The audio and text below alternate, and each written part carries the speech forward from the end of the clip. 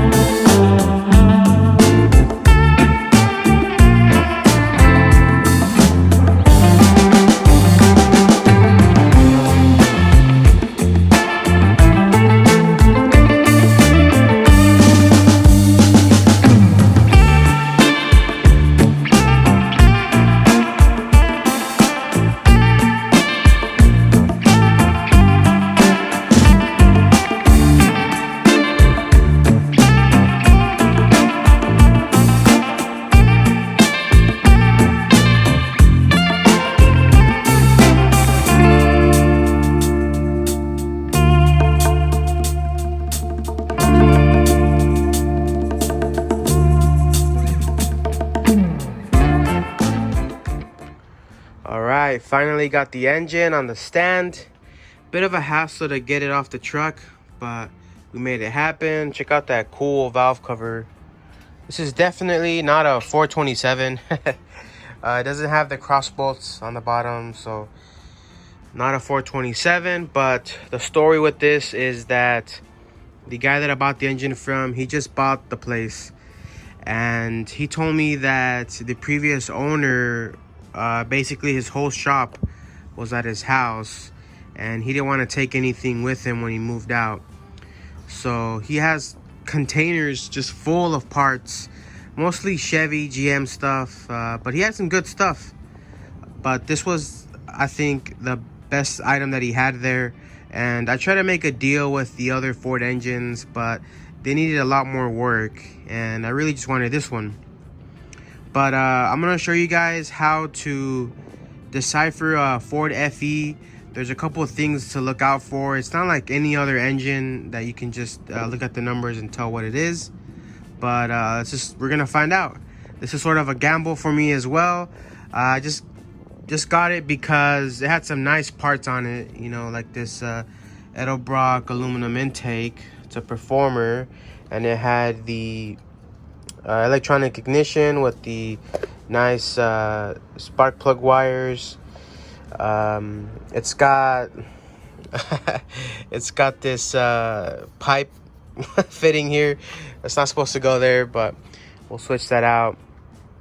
But yeah, this is a gamble. We're gonna find out what it is. Hopefully it's a 390, and hopefully you guys can learn how to check other FE engines and make sure that what you're buying is really what it is. You know, everybody has a 390. That's what they always say. Then you check it and it turns out to be a 352. So let's get into it and see. So how do you figure out what type of FE engine you have? I'm gonna start out by saying Ford did some crazy stuff back in the 60s. And by that, I mean they did a lot of just random, bizarre stuff, one-of-one type of things. You know, they did wagons with the 427, and they did a bunch of different types of castings. So I'll tell you now, when it comes to the FE, it's hit or miss. It's hit or miss with the indications, and there's only one true way of knowing what type of engine you have. But first, let's go over the small little details that you can go over when you look at an engine. So just some things to look out for. When you see a 427 valve cover, you automatically just get excited. You know, you're thinking this is a 427, and you're thinking this is the legendary Ford motor that everybody knows. But you have to really make sure that you know how to identify it, because there is a big difference between a 352 and a 427. That's about a 10 grand difference. So you can imagine if you're buying a 427 and it turns out to be a 352, that's a huge loss of cash. But one of the big things when it comes to 427s is that they are cross bolted on the bottom. So what I mean by that is that there are some bolts that are cross drilled into the block here. You can see them from the outside, and they are cross drilled into the main caps. That's one huge indicator for a 427. Don't really rely on that though, because a very skilled machinist can put cross drilled bolts on a 390. But that's a very good sign that it's a 427. Also, when you come to the back, you want to look on this area here, or this area right here. A lot of times there will be either like a C scratch, a scratch, or some type of mark. So when you see that mark, it's kind of a clue. C scratch block is a 428 Cobra Jet, and an A scratch block is a regular passenger 428. Again, you cannot rely on those marks, because someone can just get a welder and just, write it on there. So don't rely on that. Another thing is pretty much all the blocks will say 352. So 427s, 390s, 428s, they will pretty much all say 352s. Another little tip to look at is this back plug here, the cam plug. And when you're looking at an FE engine, a big indicator that something is perhaps not right with the engine is that it's on backwards.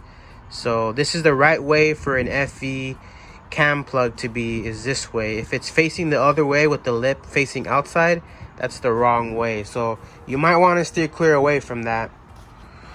And here's another 352. So these blocks, there's just so many variations that it's pretty hard to distinguish what type of FE you have.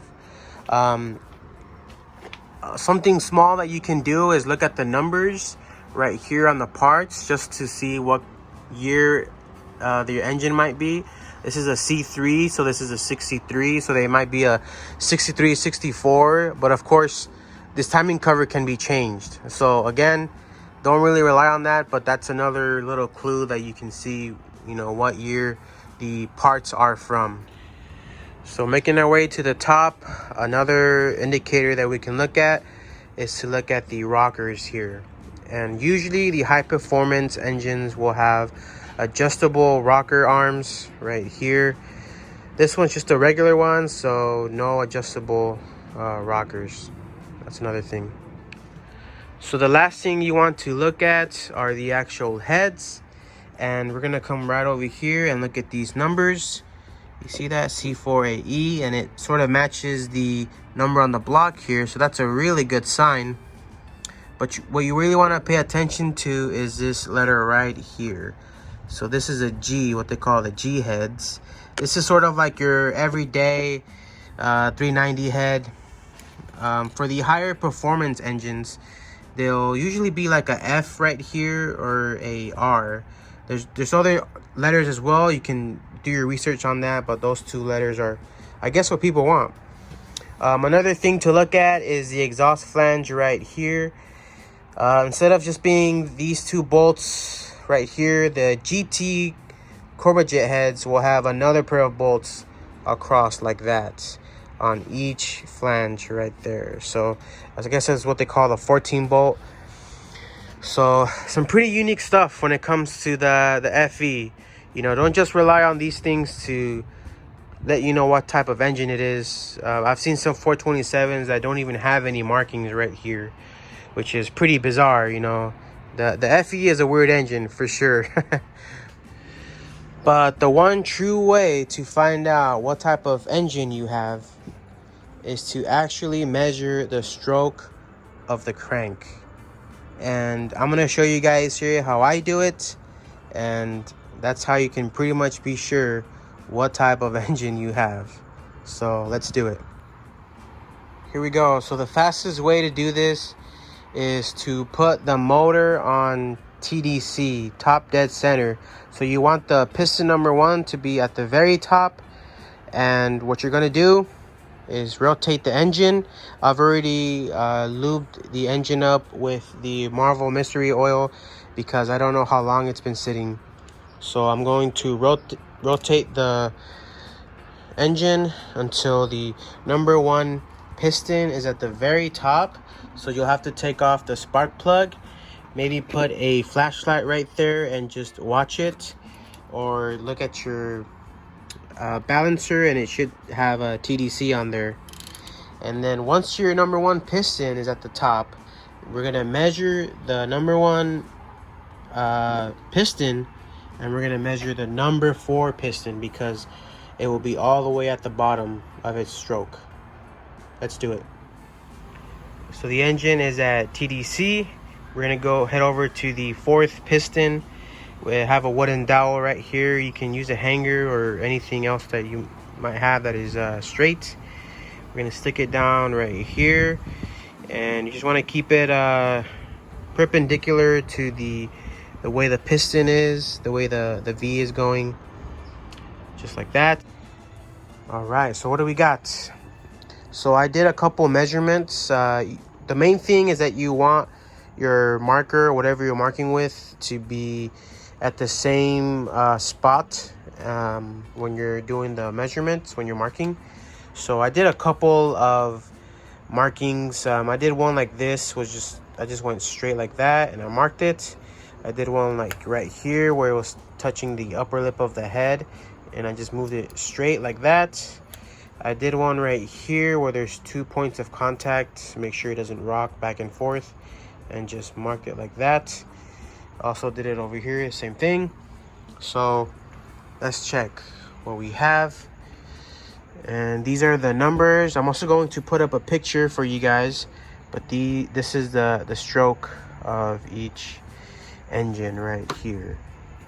So what I'm going to do is I have a pair of calipers right here, and I'm going to put each stroke measurement and measure it here. As you can see, the distance is pretty much the same on all of them except for one, which I think was a mistake on my part.